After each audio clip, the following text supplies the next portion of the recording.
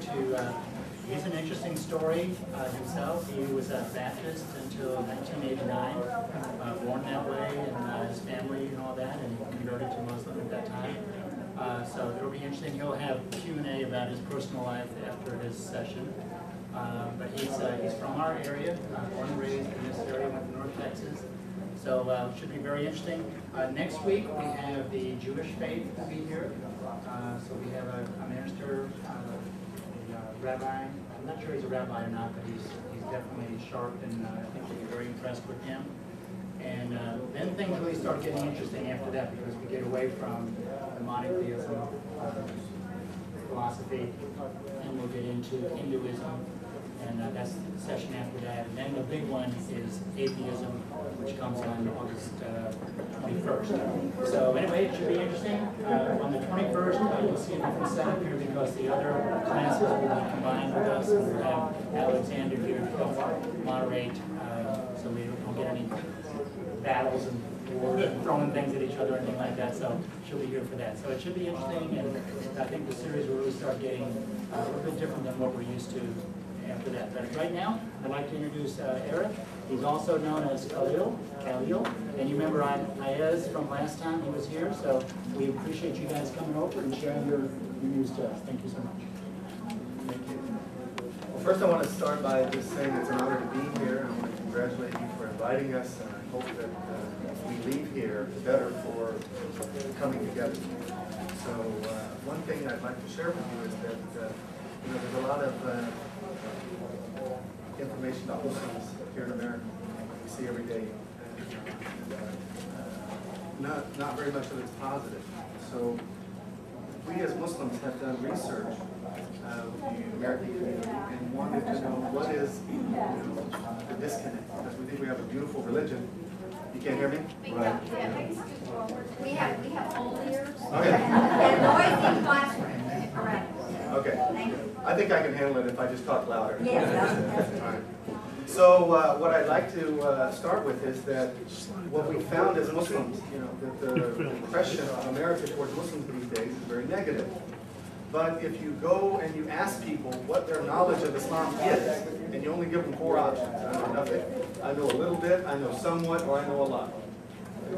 And you ask them a bunch of questions, but they identify themselves with that answer. The people that know nothing, hostile, hate us, I mean, they are very vehemently opposed to Islam. They know a little bit, it's less. They know somewhat, it's less. They know a lot, it's less.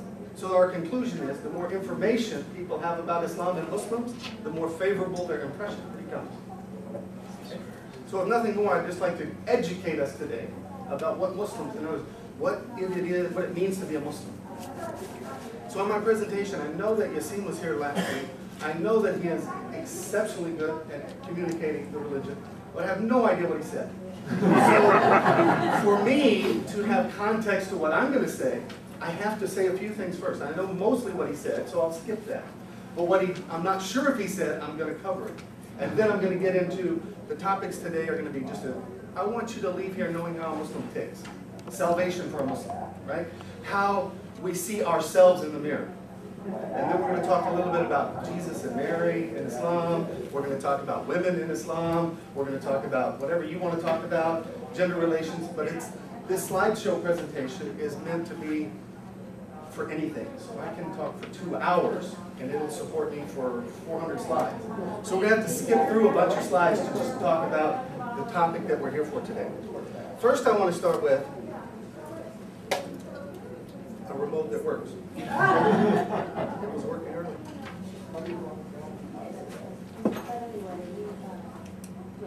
Just hit the down arrow, John. There it goes. Now it's going. Sure. It was working. Good. This right.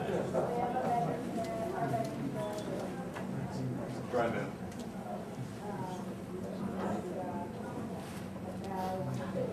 We'll just try to see how we do. First thing I want to say is just we're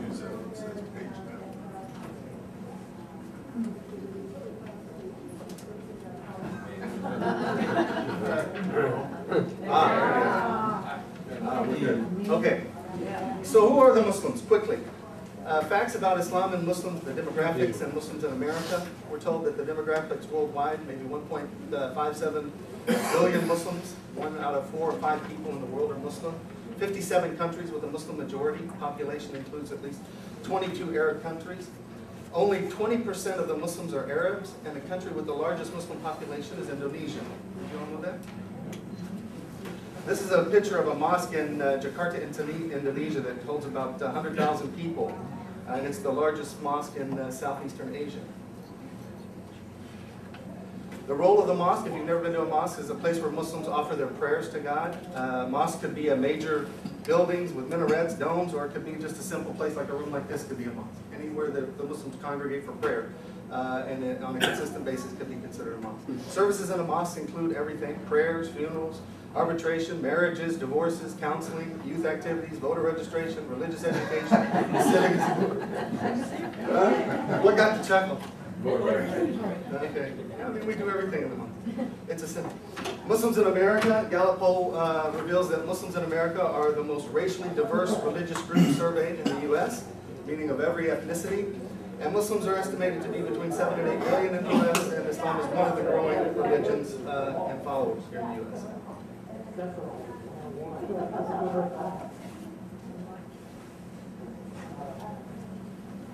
So what is Islam? Islam is a monotheistic religion. I'm sure we covered this last week, but this is a summary. Inviting all people to recognize, believe and worship God, believe in heaven and hell, believe in the day of judgment, enjoin what is right, forbid what's wrong, and follow divine guidance. It's as short and sweet as you can get it.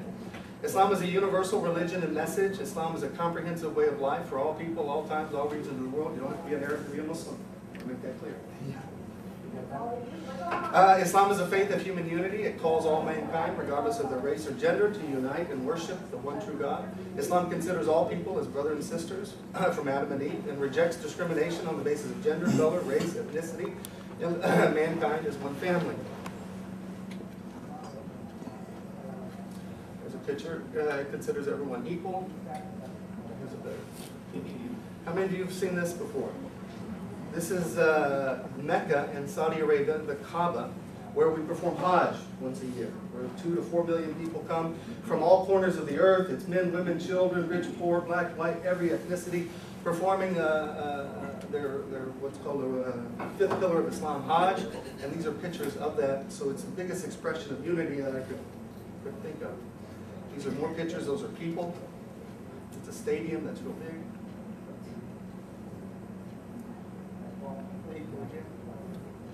That black box is the Kaaba. Inside of it, it's empty. There's nothing in it. But there's a long story of how it used to be a house of worship for idols, and the Prophet Muhammad, peace be upon him, broke all the idols and established it as a religion center for one God. What does the word Islam mean? This is critical. Islam in Arabic means peace through submission. SLM, salam, shalom, salam alaikum, all the words contain the meaning of peace, but it also means willful surrender, peaceful submission, voluntary obedience, meaning Muslims believe we have a free will, and God says you can do what you want. If it feels good, do it. But He's also sent guidance. And He says if you would submit your free will to follow my guidance, if you willfully and knowingly do that, you are practicing the act of Islam. Islam means to peacefully, willfully, and knowingly submit your personal free will to voluntarily obey God's divine guidance. Once you surrender your will to God, it also contains the meaning that you will attain peace through the submission. You'll attain peace mentally, spiritually, and physically. You'll attain peace with your Creator, yourself, and others. Islam is an action. The word is a verb. In Arabic, if you have a verb, you add a prefix to it to show the one who's doing the verb. Like in English, run, runner, swim, swimmer. We add ER to show the one acting upon the verb. Right? Arabic, they add the prefix MU before the verb to show the one acting upon it. So MU is the pretext in Arabic. Islam is a Muslim. Someone who is practicing the act of willful submission to divine guidance. Follow me? So, in the Quran, and I know I'm just addressing some stereotypes, there's no compulsion in religion. The Quran says there's no compulsion in religion. The right direction is distinct from error. He who rejects false deities and believes in Allah or God has grasped a firm handhold which will never break, and Allah, our God, is the hearer and knower. In fact, compulsion in religion is meaningless and worthless. It's a contradiction to the definition of Islam. Because if it's not willful, it isn't Islam. So to compel belief is against the religion of Islam.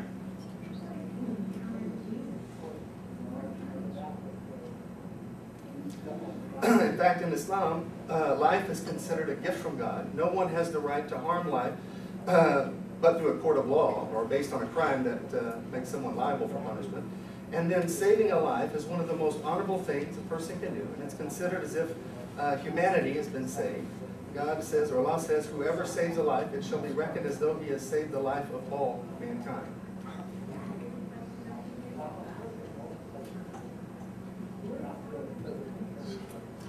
Now I need to cover this quickly, the term Allah. Some people say, well, they have their God and we have our God, and their God is Allah and that's not my God.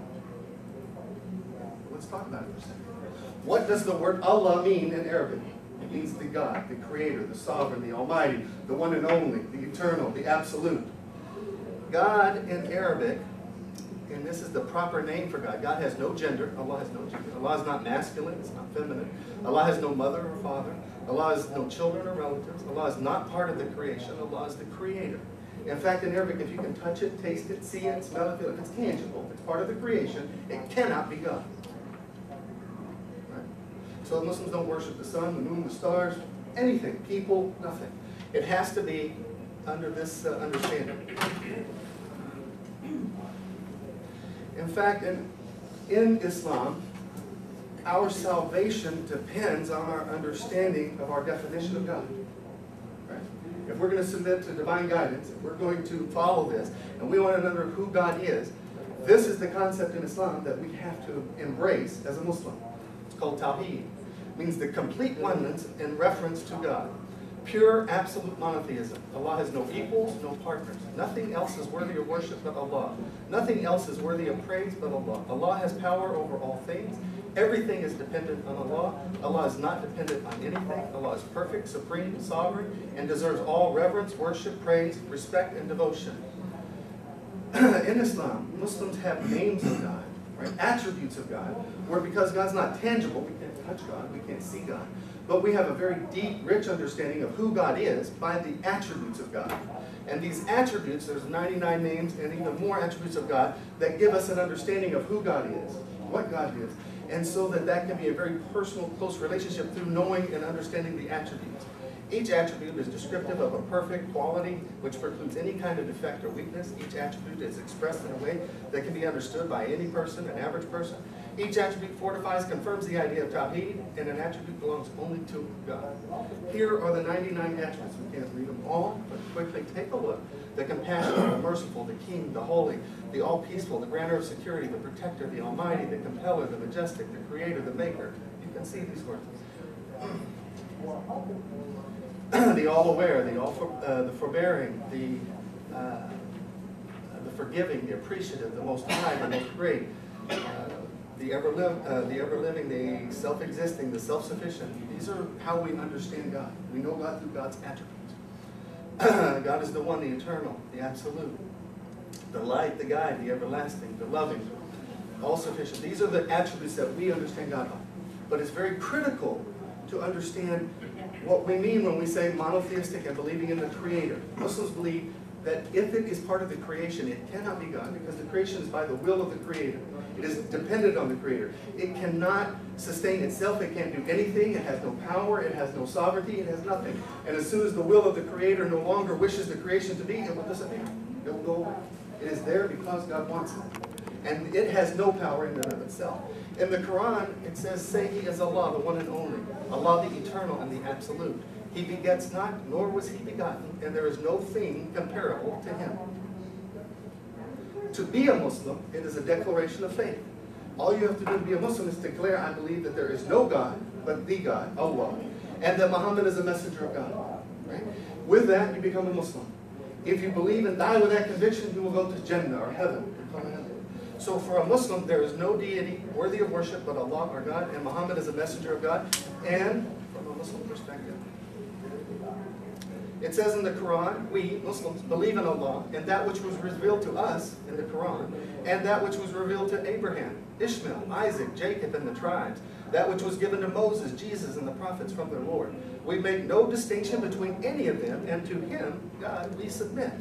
We believe that all, from a Muslim perspective, right? Adam was a Muslim. He submitted his free will to divine guidance and he followed God.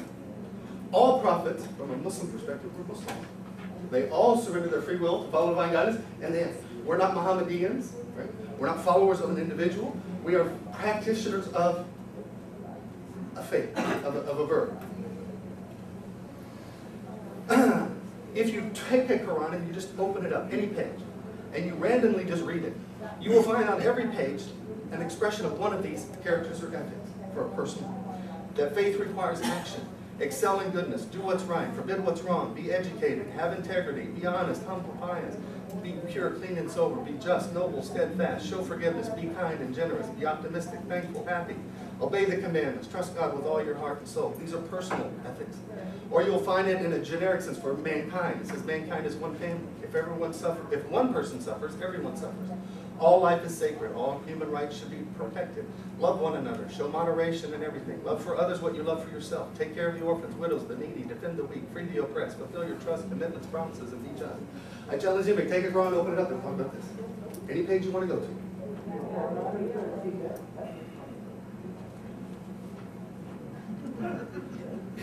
This is what Yassine talked about, so we can skip it. The articles of faith, I believe he covered all those. So we believe in God, the angels, the books, the prophets, the day of judgment, and divine will of God.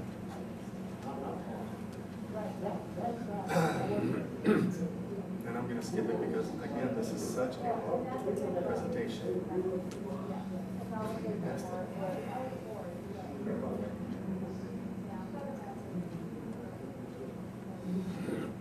He talked about the 5 pillars. I'm sure we covered that.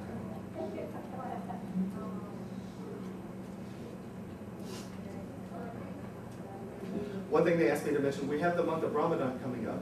The Muslims fast for 30 days. Fasting for a Muslim is from sunup to sundown with no food, water, drink, nothing. Right? So you abstain from food and drink during the daylight. But actually, before daylight, you get up and you eat a big breakfast.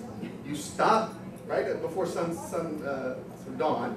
Then you fast until sunset. Then you eat as much as you possibly can and drink at night until the next morning. Then you eat and drink again. Then you stop and you fast during the daytime. So it's not 24/7, but it is all daylight for 30 days in a row. Okay? So once we fast during Ramadan, what is the purpose of fasting for a Muslim? Well, for Muslims, we have this month, and it is just a spiritual revival. So once you begin to fast, and you're actually willfully not indulging. Nobody knows if you're fasting or not. I could eat all day and pretend I'm fasting. You could fake it. But if you really fast and you do it, you're going to learn a lot of things. One is self-discipline. You're going to learn more about yourself. You're going to come closer to God. Your God consciousness is going up. You're going to become aware of other people around you. You're going to think more about what it's like to be hungry or to go without and not to have what you have. All kinds of things come to you from the benefits of fasting. Yeah.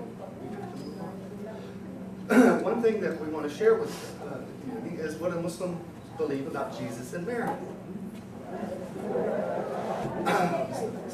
First, we'll talk about Mary in Islam. I don't know if you know this, but in Islam, Muslims love, revere Mary as the mother of Jesus, peace be upon her. She's considered pious, chaste, pure, virtuous. Mary is regarded as the best of women ever created.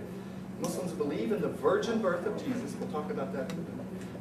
Mary is the only woman mentioned by name in the Quran, and there's an entire chapter in the Quran called Mary in English, and the entire chapter in the Quran about Mary's father, Imran.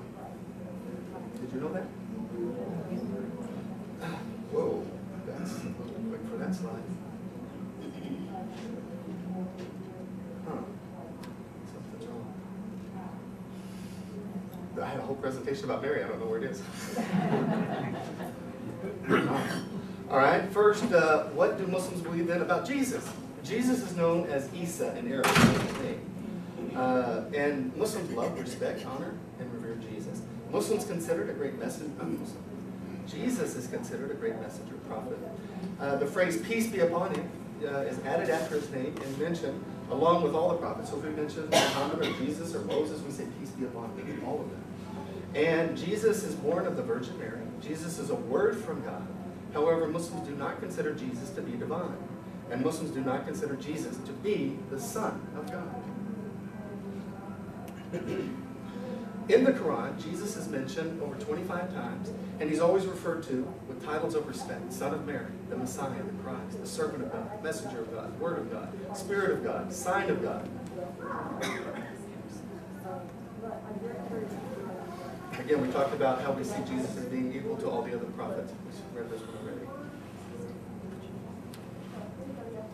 In the Quran, I just want you to see a few of the verses that I'm talking about. Behold, the angel said, Mary, God has chosen you and purified you, chosen you above all women of all nations. Mary, God gives you good news of a word from him, whose name shall be Christ Jesus, the Son of Mary, honored in this world and the hereafter, and one of those nearest to God.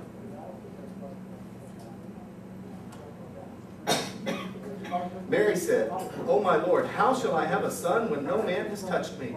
He said, even so, God creates what he wills. When he decrees a thing, he says to it, be, and it is. And God will teach him, Jesus, the book and wisdom, and the law and the gospel, and appoint him a messenger to the children of Israel. In the Quran, it says, truly the likeness of Jesus with God is the likeness of Adam. God created Adam from dust and said to Adam, be, and Adam was. I don't believe anybody worships Adam. No father, no mother. God took a rib from Adam and created Eve. I don't think people worship Eve. Right? No mother, but from a father. And then Jesus is a word from God. We believe Jesus is a word God said to Mary, be pregnant, be with Jesus, and she was. Right? But that shows the power and majesty of God. Shows what God can do, but that likeness does not make God, Jesus divine. God spoke the creation into being. He said, be, and it was. He spoke Jesus into creation. The creative power of God is to say, be, and it is.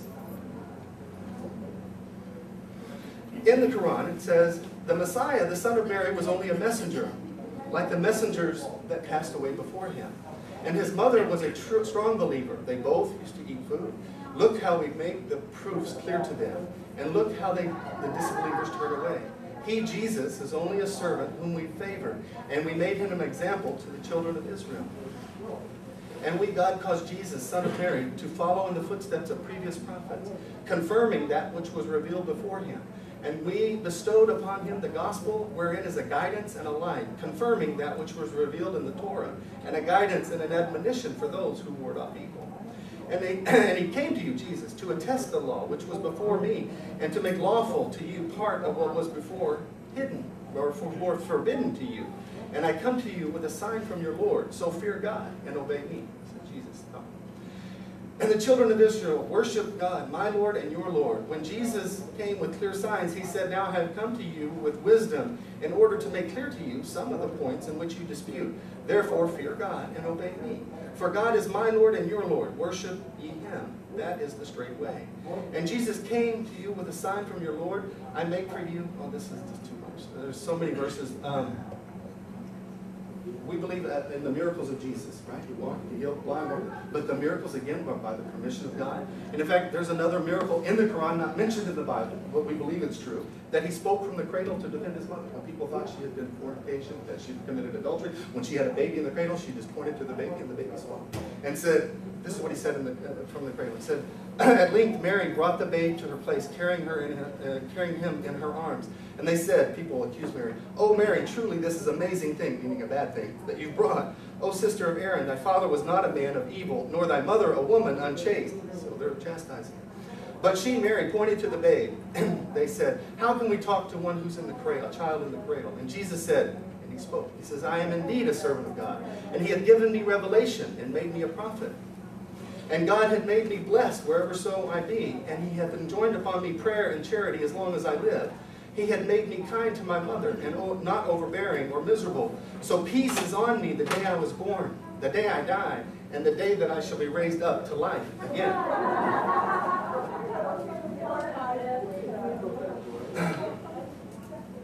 Okay, I don't want to get into, as far as being the Son of God. God says that God has, they say, meaning others say, God has taken unto himself a son. And God says, glory be to him. Nay, to God belongs all things in the heavens and earth. All are subservient to God, the originator of the heavens and earth. When he decrees a thing, he says to it, be, and it is.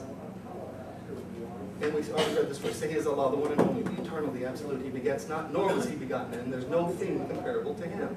So it goes on to say, they blaspheme who say that he's one of three in a Trinity. There's no God except God. Christ, the son of Mary, was no more than a messenger. Many were the messengers who passed away before him. That's the difference. We're not agreeing on this, but I want you to be clear what it says. It goes on to talk about the rationale of the Trinity, and you want to hear this because, people will commit no excess in your religion, or say of God but the truth. Jesus, the son of Mary, was no more than a messenger, and he's a word of God bestowed on Mary, a spirit proceeding from him. So believe in God and his messengers. Say not Trinity, it's better for you, for God is one God. Glory be to him. Far exalted is he above having a son. To him belong all things in the heavens and earth, and enough is God as a disposer of affairs.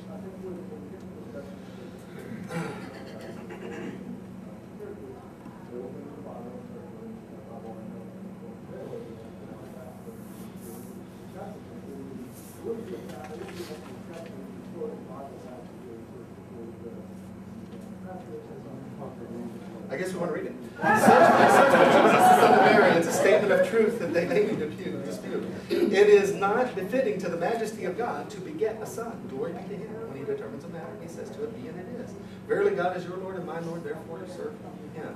That is the way that's straight. And on that we can close. We don't believe Jesus was crucified. There's another thing, but I don't want to go into a religious thing. But we believe that Jesus has never died. He's ascended to God, and he will come back, and he will clarify the issue, the differences.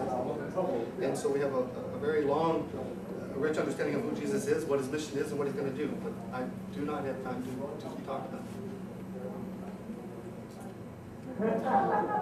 What about women in Islam? If I ask you for your impression of Islam, how many of you would agree with the statement that Islam is a male chauvinistic religion? By show of hands.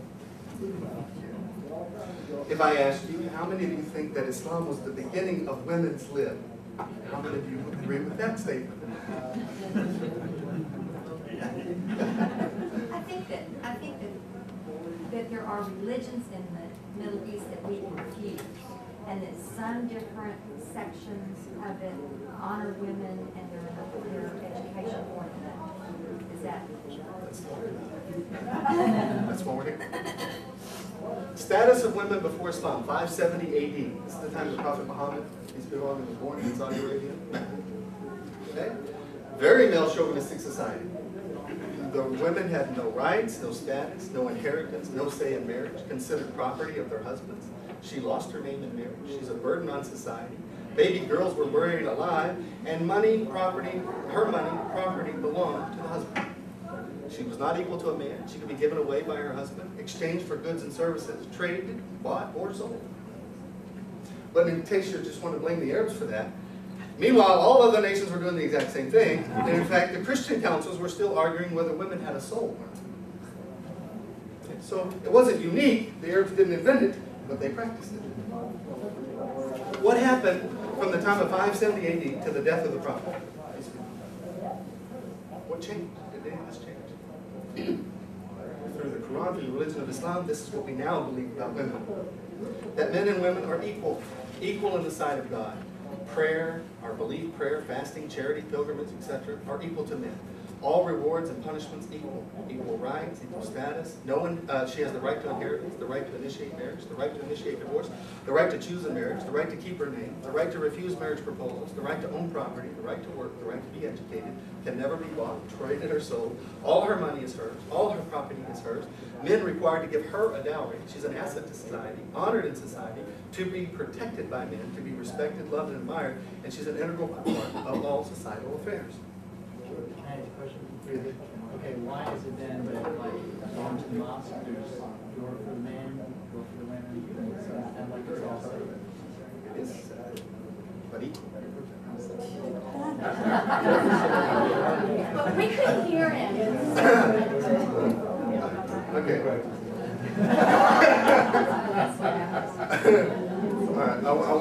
yes, ma'am. Okay, go ahead. I was wondering why women can't drive in Saudi. That's a long answer, but to me, they drive in all 57 of those other countries and nations, about half of women, so you got about 750 million women driving, and one nation has a reason why they do that, to protect them. And they have this long rationale for that. Because when they go out to society, it's not safe for them to go on their own, so they have to have somebody, a chaperone, a male, a brother, a sister, a husband, somebody has to go with them so that they're protected at all times. That's their rationale. The entire world, all other Muslims, allow them to drive. These are the sayings of the Prophet, peace be upon him, about women. But before I get into that, I want to answer your question. In Islam, Muslims consider marriage sacred. Women sacred. But specifically in marriage. And when people marry, they become a bond to each other. Right? They become, the Quran describes it as garments to each other. So it protects you, it clothes you, it warms you, it hides your flaws. I mean, every kind of similarity you can think of a garment, that's how marriage works. And that relationship, that bond, is so sacred that the less stress you put on it, the better. No stress is perfect. When we as people interact with each other, right? When it comes to the market or just our social life or whatever, those interactions, I'm interacting with, let's say I'm married to Helga, the ugliest woman we can, Helga now, but it's a stereotype. Helga's the ugliest person I've ever met, or that is in the world, a woman. I've never seen another woman uncovered. I see Helga, all of Helga. I marry Helga. That relationship will be strong. It will be cemented because she's the most beautiful thing I've ever seen. Right? But if I take Helga to society, and then I start to meet other women, and I start to compare Helga to everybody else, that strains, that puts stress on my relationship. And that stress, I may not act on. I may not just leave Helga and jump to somebody else. But it has put pressure on that. And the less stress we can create in our society, the better for those relationships and bonds to stay. So in Islam, everything that can be segregated without being unequal, then men have a place and women have a place. Men, in society, we lower our gaze, we cover, men have a dress code, but we're going to talk about that. In a mosque, when we pray 5 times a day, 7 days a week, 365 days a year. When you bow down, if we're standing shoulder to shoulder, and women are in front of me and behind me, and I'm bowing down in those positions, and then I'm kneeling on the floor and my butt's in the air. Those things can be very vulnerable to people and could cause problems. So the men pray in the front, the women pray in the back. Not because they're lesser than the men, but it protects their modesty, their chastity, they're very comfortable praying in that environment. The Prophet, peace be upon him, he said that... How many what? A Muslim can have up to 4 wives. We'll How many husbands can a woman have? I love that.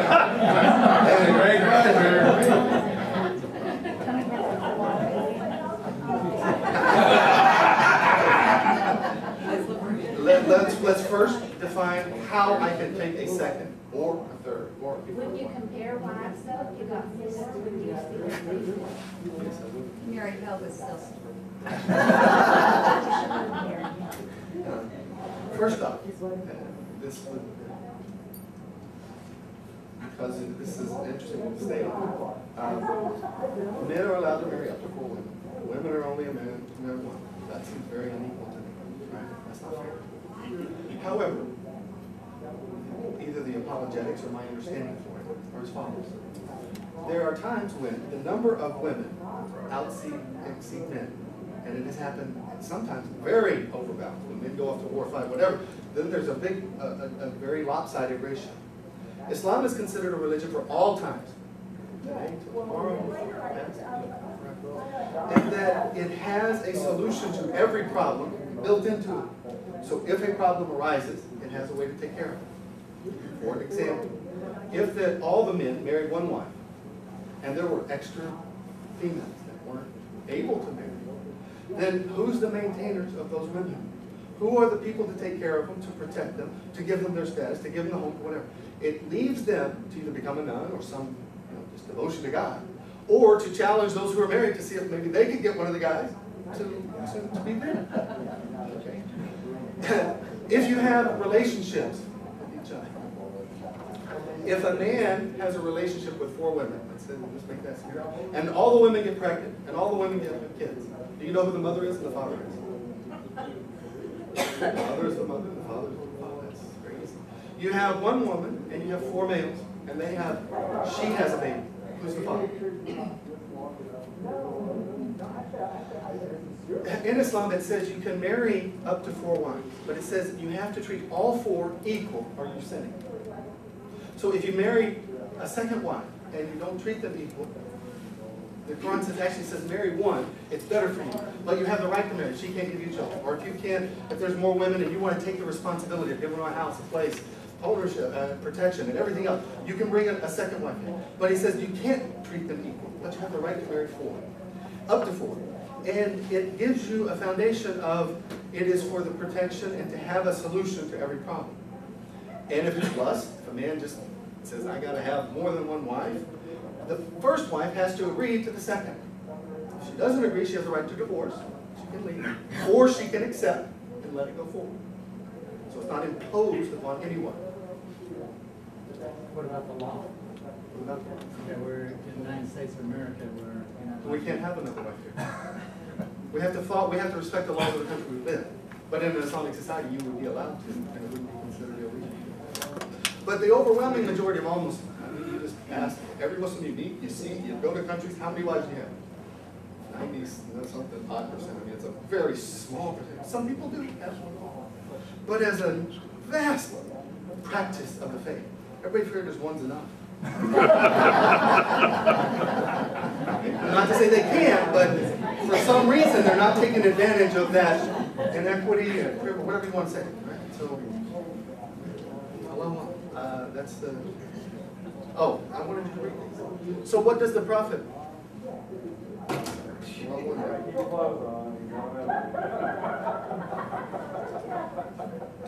The prophet, what did he say? I told you what the religion now teaches us, but what did the prophet say? He said, the keys of heaven lay at the feet of the mother. In fact, he was asked, who deserves your respect, honor, and devotion? Right? The command says, after God, the prophets, after practicing, who is that we should revere the most? And he said, your mother. Okay, then who? He said, your mother. They said, then who? He said, your mother. Then who? Your father. He said the mother 3 times before he mentioned the father, to show that this is who all of us owe our devotion, love, and reverence to. He said the prophet says, he who is best to his wife is the best in the sight of God. And the prophet taught us to be kind, gentle, loving to women. Anybody recognize this picture? Who is that? Some people think, you know, who is that? Who is that? You have no idea. Trick question. People think that somehow it's oppressive because women have to cover. We didn't invent it. We kept it. People say, oh, they cover. Look at all the way they're just. This is something God has, and His guidance has been to be modest, and this has been the way that women have dressed for covering. And then in Islam, we kept it. We didn't get rid of it. Theology is beautiful. I have no problem with the theology. I just wonder about the behavior. Because it translates, I mean, if the woman wants to wear whatever she wants to wear, and she's equal, right, I've got no problems. But the second, that if she doesn't wear the cover, there are people in the street who are going to abuse her, I've got a problem. You know, that offends me. You see what I mean? So the theology, I think, is wonderful. I love the words. It's great. But what about the behavior? I'm going to say that God has recommended dress for men and for women. We'll talk about it in just a second.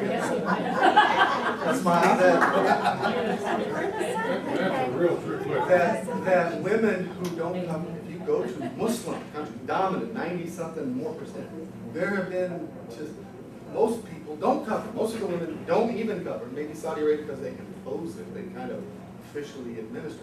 But you go to Pakistan, you go to other countries, you go to, that it is just as many, if not more, that don't cover than do. my position is God asked you to do it. So if you willfully want to do it, you should do it, or you'll be accountable for it. But if you don't do it, then the effect of your not doing it will be your accountability. So if something is affecting you, not because you wanted to, but it did, because you chose to do something, then you will have to deal with that on your day of judgment, in whatever fashion that is. So the question of modesty applies only to women? No, let's go on. That's why we have to continue. Gender relations. First, just to know that in Islam, it's appropriate to keep a physical space in dealings with members of the Muslim community. Some Muslims may be uncomfortable with gestures that includes touching, or especially from the opposite gender. And while speaking the Muslim of the opposite sex, you may notice that they will avoid eye contact. Sometimes if a man and woman are talking, they're lowering their gaze. They're trying to be modest, not trying to be rude, not trying to disrespect who they're talking to. And many Muslims are reluctant to shake the hands of women of the opposite sex, or vice versa. Women won't shake a man's hand if she's Muslim. And Muslim women may want to keep their bodies covered. So these are some of just the norms of etiquette in Islam. And social interactions, important after puberty, between non-related males and females. Before puberty, the kids play together, mix together, the women don't cover, the men, it's different. But once you reach adolescence, once you reach the state of understanding, then it becomes an obligation for you to enjoy modesty. Modesty in behavior is both for men and women. Physical contact discouraged. Being alone together is discouraged. Anytime Muslim, if you're not related to them, to be in a room just by yourself with another woman and yourself is discouraged. It's just that shaitan's always the third person. Dress code focuses on the character of the person rather than their physical attributes. Encourages men and women to interact with dignity and respect. There's a picture there that's missing. There was a really good picture there. Must be covered. This is for men. Men be covered from their navel to their knee. So a man can't run around in a Speedo. A man can't run around in certain types of attire. He has to respect this much of his body. But he can actually be shirtless and he's covered from the navel up.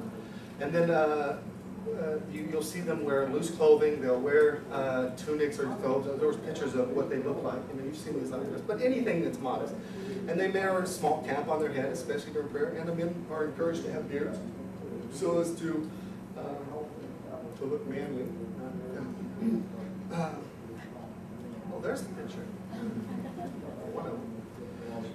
For women, greater modesty is required after puberty, so they don't have to cover or anything until after puberty. Consists of loose-fitting or non-revealing clothing. The cover should include the arms and the legs, head covering, and they may start wearing the hijab or the head covering after puberty, and not all girls choose to wear it. And the style may vary from every cultural background, so there's no Islamic dress. As long as it's loose clothing, covering, and you're modest, it qualifies. So what about facial covering? A lot of, I see women that's got a cover from their nose down. yeah, that's anybody can go to whatever length they feel comfortable. That practice was only encouraged to the wives of the Prophet, peace be upon him. So for their modesty and their protection, they went a step further and cover their face, but it's not required by anybody other than the wives of the Prophet. But you can do it. Well, again, it's either helpful or maybe you have. Give me the best looking woman. Give me a good woman. Jennifer Lopez. If it's Jennifer Lopez, it's also good that she covers and wears a scarf. And maybe even more because how beautiful she is, because she will impact those who come in her house. And the idea is to protect that, protect those, that's the family, the relationships. And every time you challenge them, no matter how much willpower we have, it affected their relationship. And living in our society and seeing women who do go to the extreme in the other direction in commercials and stuff, how does that place Islam men in a position? Affected. Yes. I mean, and so you're choosing to live in that kind of a culture. So choosing yes.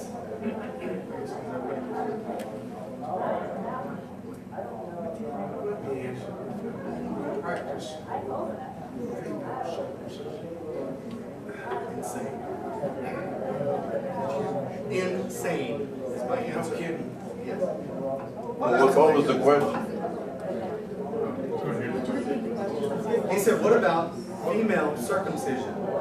I told him, insane. Give me anything in the Quran, the Hadith, the Sunnah that this is supported by, other than obscene culture.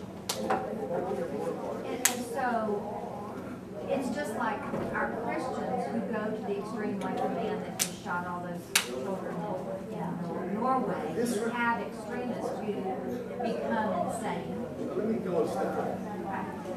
This is what the book, the religion teaches, right? This is the ideal. Muslims are human. If you take Christianity as a whole, and you take Christianity, and you see how much people actually apply Christianity to their daily lives, from a Christian perspective, you're going to find a very small amount of people. And when I say this is what Islam teaches, and you take all the Muslims, and you say what do, you're going to find a very small percentage of the people who practice what the religion teaches them. Because they mix culture, attitude, opinion, they leave half of it, they practice half of it. All over the man, we're no different, we're human. But it doesn't mean that the acts are what the religion teaches. That's what I want to keep clear. This is what the book tells us, the Quran, the Prophet, the Hadith. What we follow is what I'm telling you. Question about Sharia. Yes. Does that come directly out of the Quran, or is that more of an interpretation of Both.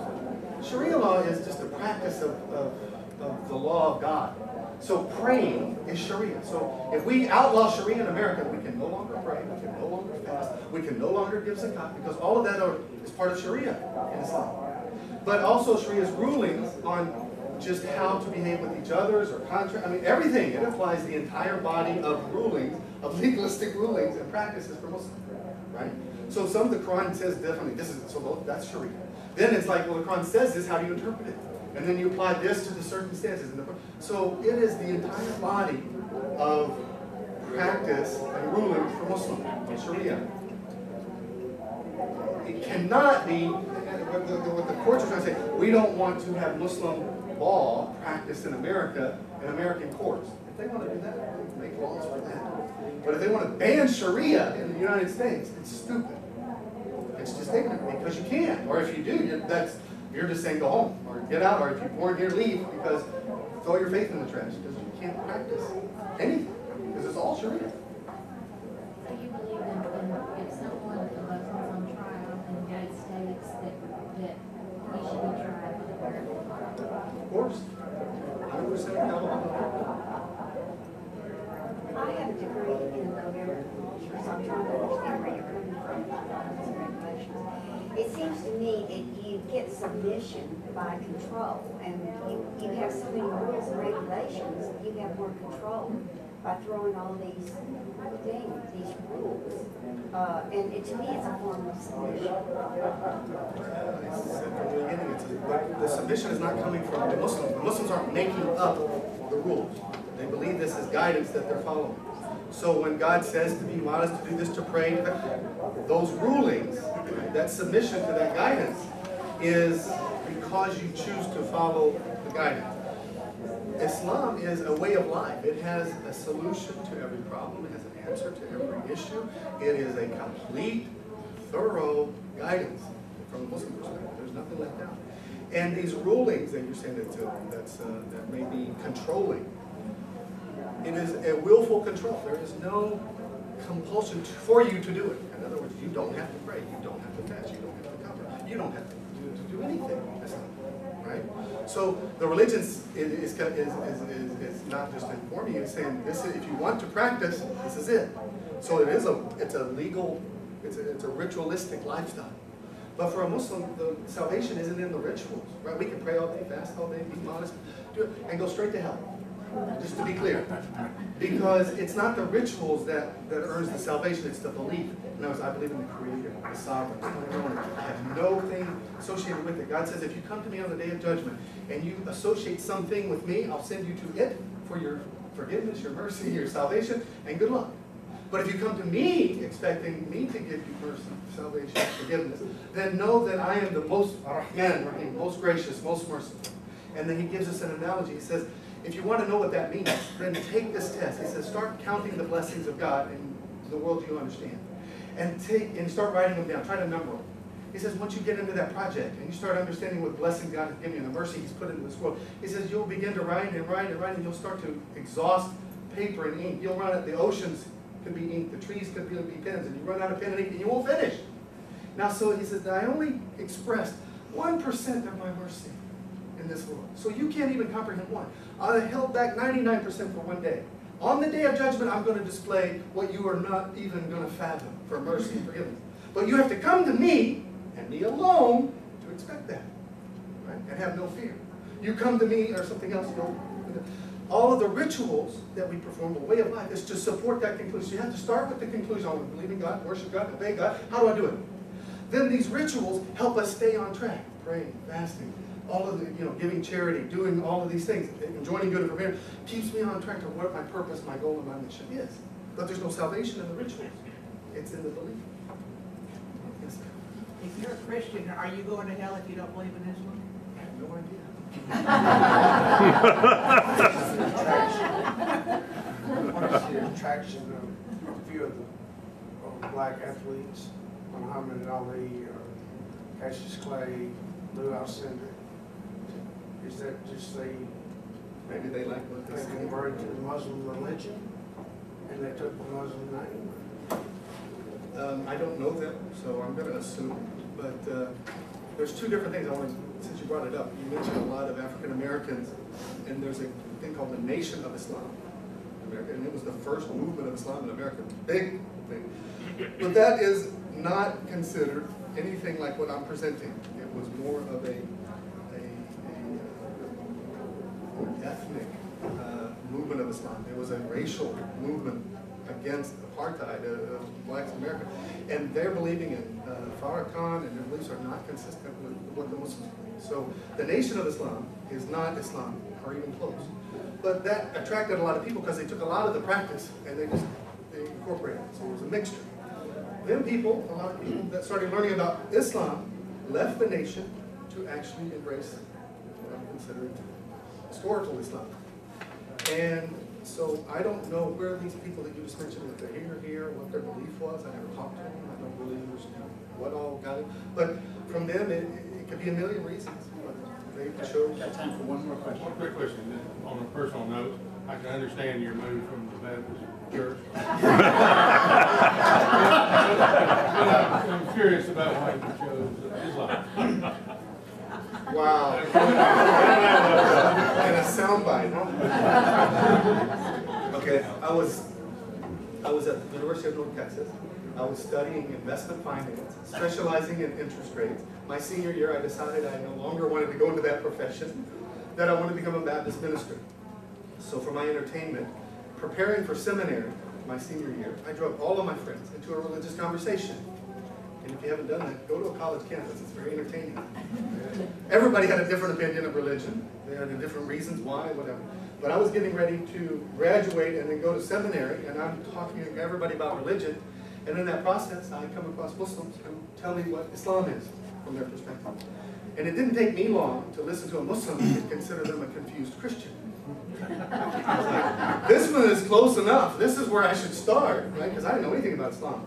And I'd heard other opinions, and it went from atheist to agnostic to every other world religion there is. And everybody asked them what they believe, why they believe it, tell me about it, so I'd have an understanding about it. And running across actually becoming a friend with a Muslim, him telling me about Islam and Muslims, I'm like, dude, you're there. All you got to do is figure out Christ and we're done.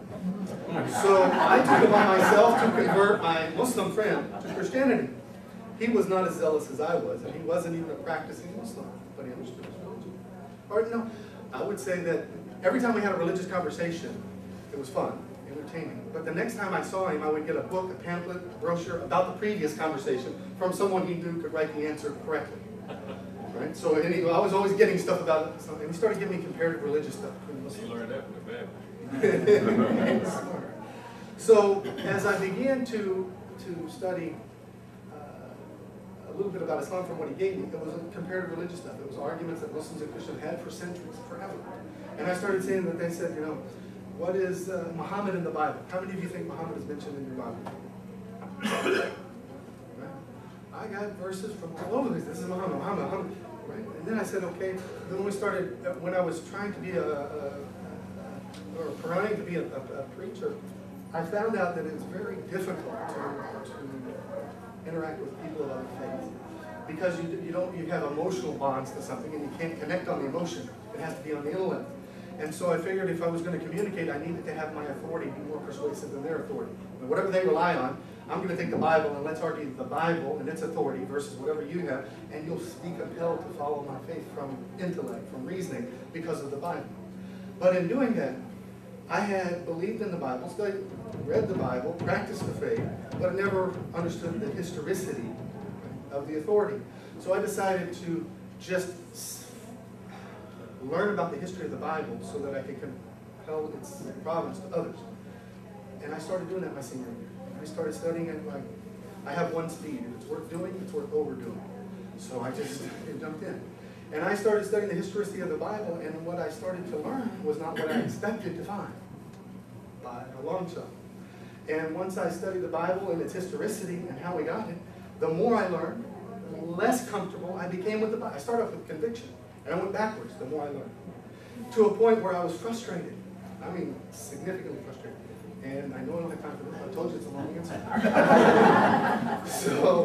So I was frustrated, and I'm somewhat emotional and arrogant. And I decided to see if everybody else had the same problem I did. So I asked my Muslim friend for his Quran, so I could tear it apart the same way or study it and say, we're all in the same boat. We're back to emotion. We're back to just interactions and who we are. So I took the Quran, I studied a little bit about Islam and Muslims, just like summary type stuff. And then I read the historicity of the Quran, and I was like, well, the problem with the Bible, I don't know if you know this, but it's a collection of books, right, from history, and it's different authors over a long period of time. And some books were voted in, some books were voted out, some that existed, some were authors are unknown. There's things, and it doesn't make it untrue, but it has some issues. And the Quran is authentic as it can be. It came from the prophets lived. They can prove it. It doesn't make one word of it true, but it can be proven to be authentic from the time of the prophet till today. So it didn't have the same issues. I couldn't just tear it apart. So then I started comparative religion. Long story short, I read all of that the Muslims were saying about not Christianity, but Muhammad. And I actually read verses in the Bible, studied Islam, Christianity, and decided that my Bible ordered me to be a Muslim. And I converted to Islam.